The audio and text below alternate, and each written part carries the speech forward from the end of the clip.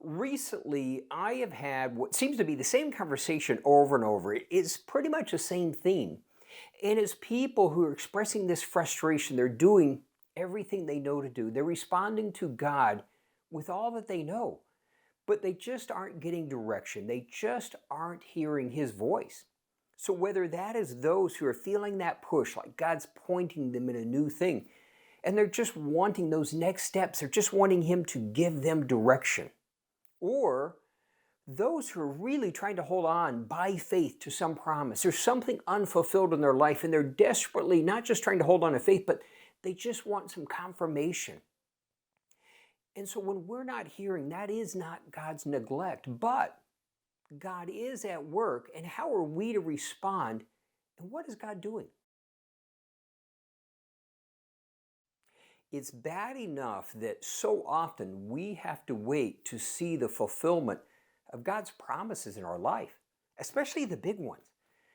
Now, okay, we can kind of get that in those seasons, God is growing our faith, our trust, those things that He deems necessary. But you would think a loving God, when we're coming to Him asking for direction, we're just asking for confirmation of what He's going to do. We just expect Him to be quick to respond. But often, God isn't. Because, see, God is also concerned about growing our maturity. That He doesn't want just little children, He wants strong, confident sons and daughters of the living God. So, God is growing our maturity in those seasons when we aren't getting that clear direction, we aren't getting that clear confirmation. God is still at work, and as we'll see, how are we to respond? So, Abraham was, in my mind, the original friend of God. And what we have to see is Abraham did the amazing, but he also was so transparent or real. And in Genesis 15, we see what I think is one of the most poignant verses in the Bible. See, God has come to him and said, Abraham, I am your defender and I'm going to reward you. Pretty good, right? But Abraham actually responds, and this is how real the Bible is. Abraham responds and says, okay, God, yes, you have been so good to me. But what good are all of your blessings if I don't have a son, if I don't have a child of my own? Now, God responds to that, and He, at that point, gives him some confirmation, but we need to kind of back it up a little bit.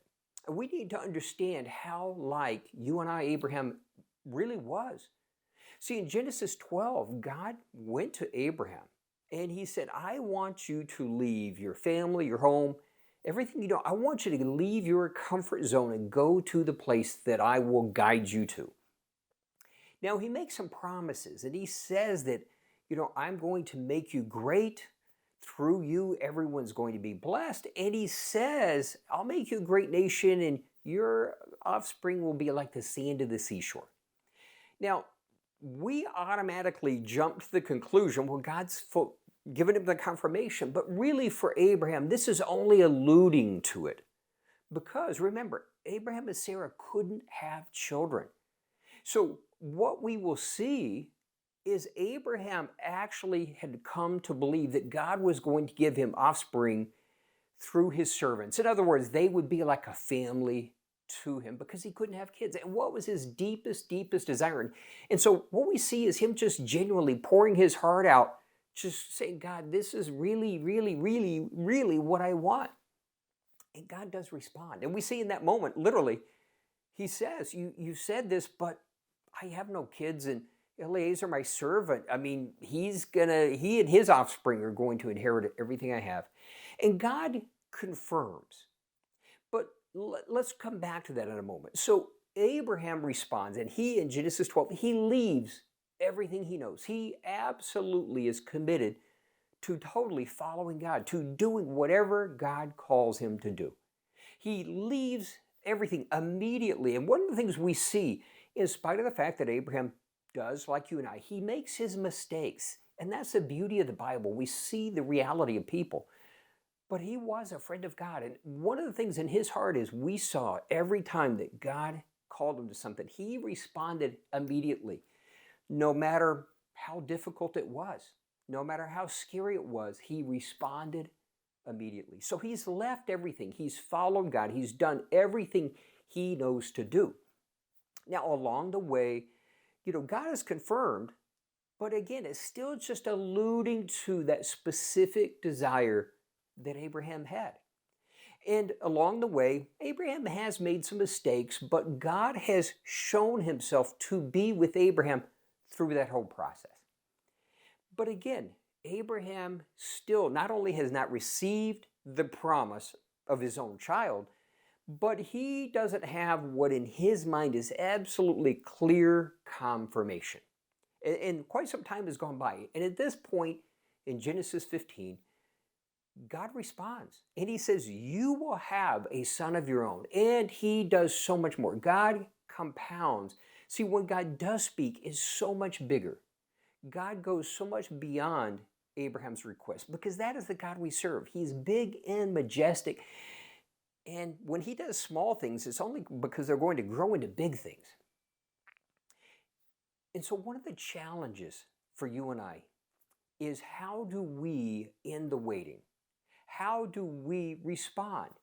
And one of the big things, and this has been in part of some of the conversations I've had recently, is that compulsion to help God out. Now, you've heard me say it before. Helping God out never works out.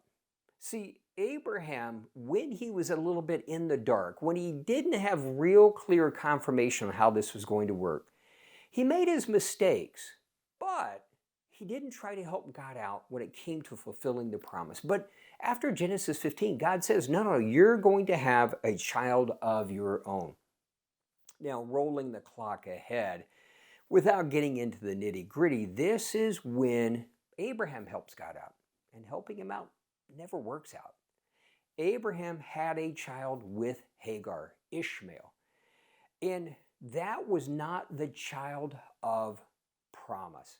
Now, on a side note, what happens when we do something like this? We expect God to bless it. We expect that's what God wanted in the first place. But God was going to do the miraculous. And when God does the miraculous, the only way we're to respond is to whatever he tells us to do. We don't actually take action. But that's been part of the conversation recently. So many people who are like, well, I'm good at this and this, and I can do that. And it's like, just hang on, just stop. What does God ask you to do? Right now, just be faithful, not to figure it out. What are we to do? We're to be faithful to just what we know we're supposed to do. See, Abraham was supposed to leave, and he was supposed to dwell in the location God showed him. And for the moment, that's all he needed to do. But he did help God out. And he had Ishmael. And then Abraham did what we all do. And what does he say? When God says, I'm now going to give you the child of promise, he says, oh, that Ishmael would live before you. In other words, what he's saying is, bless what I've already done. And God, in his mercy, says, well, I'm going to bless him because he's your child. But that's not the fulfillment of the promise. The challenge for you and I is, so often when we're in that season of waiting for his confirmation, we're waiting for his direction, we do try to help God out. And more often than not, at best case scenario, it's just okay. More often than not, it just creates a huge mess and potentially delays the fulfillment of the real promise, the thing we really, really want. Now, you know how the story goes. There does come the day when God, in his miraculous power, fulfills that promise. And in doing so, God is glorified, and Abraham becomes the father of many nations. In fact, by faith, Abraham is my father and your father, and we have all these blessings because of him. Because of our faith in Jesus Christ, we receive the blessings of Abraham. So he had an eternal reward. He has an eternal reputation. So what do?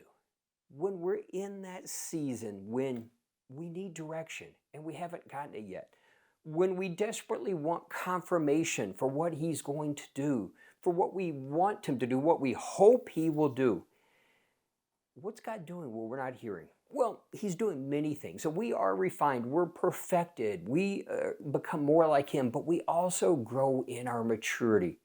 This is the opportunity for us to develop a deeper trust, a confidence when he's only alluding to what he's going to do for us, when we're getting hints but we don't see the big picture. Why? He's not showing us the big picture because he doesn't want us to move ahead yet.